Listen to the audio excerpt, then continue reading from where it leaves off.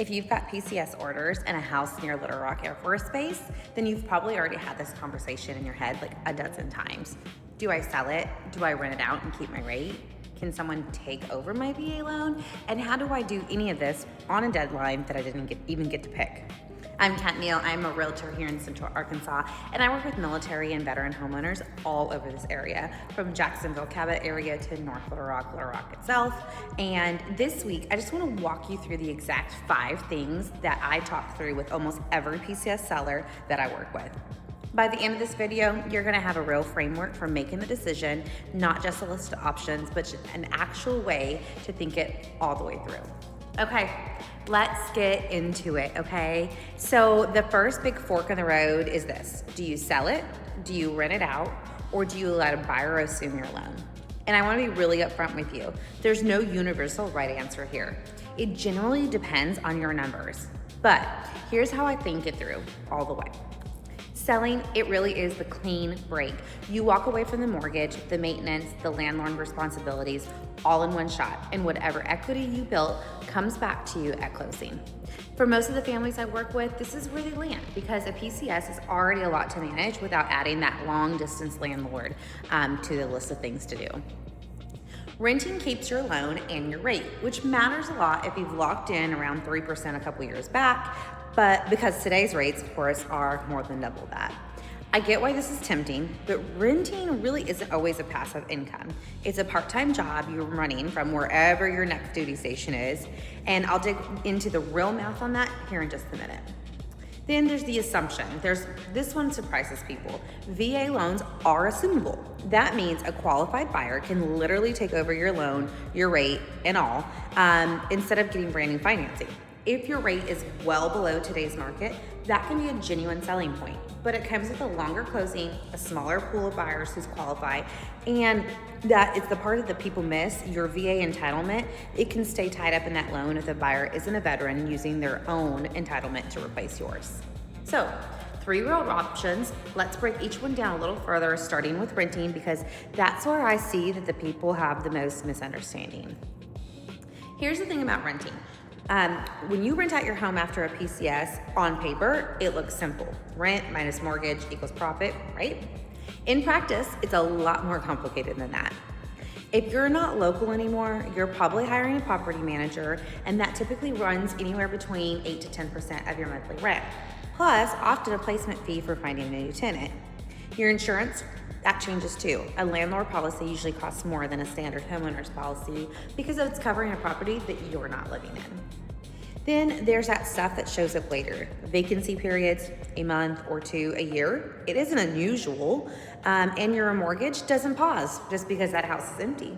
Then there's the maintenance, the HVAC systems, water heaters, roofs, and those don't wait for a convenient time.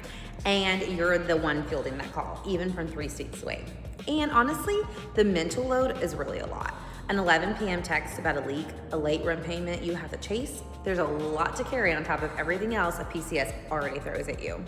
So before you decide to rent, actually run the numbers. Take your expected monthly rent, subtract your mortgage, your taxes and insurance, subtract the property management at 8 to 10%, subtract a maintenance reserve, and subtract an allowance for vacancy. What's left is your actual real cash flow, not the number you're getting from comparing your rent mortgage payment, your rent to your mortgage payment. Sometimes that number still works, and a lot of people, once it's all on paper, it doesn't work quite the way that they really truly expect it. Now let's talk about assumption, because I think this is the most underused tool in a PCS seller's toolkit, and also the most misunderstood. If your rate is well under what buyers are seeing today, letting a buyer assume your loan can be a real advantage. It can widen your buyer pool because suddenly people who otherwise would be priced out of a home at today's rates can afford your home. And it can give you leverage. Buyers are often willing to pay more or ask for less in exchange for a financing advantage that no other listing on the block can offer. But, and this is important, it's not automatically the better move just because it sounds appealing. Assumption really means a longer process, more paperwork, heavy closing, because the buyer has to qualify with your lender. If you're on a tight PCS timeline, that's worth thinking about. And here's the detail that catches people off guard. If the buyer isn't a veteran using their own entitlement to replace yours, your VA entitlement can stay tied up at the loan even after you've sold and moved on, which could really limit your ability to use the VA loan again until that's resolved. That's something that you would need to confirm directly with your lender before you really commit to this path.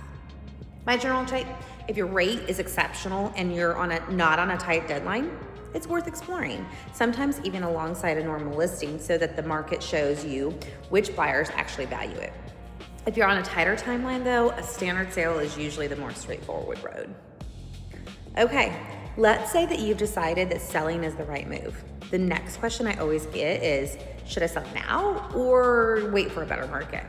And I'm gonna be really honest with you, nobody can really truly predict where rates and prices are going to be in 6 months from now. Not me, not an economist, nobody. So waiting on a guess about the future means trading a timeline that you actually know your orders for the one that you don't. Here's what I'd focus on instead. Give yourself enough runway. Homes that list with adequate time before a hard deadline, those tend to sell on better terms than homes that get rushed to market at the last minute. Price it right from day one.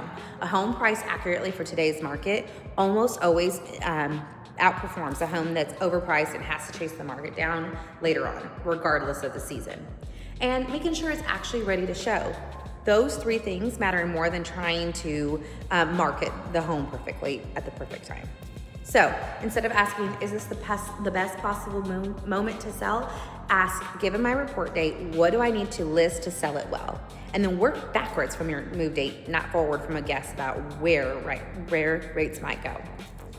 Last thing, once you're ready to list, the listing agreement itself, it actually matters more than sellers realize, especially on a PCS timeline. The obvious piece is the commission, right? But that's what's actually included.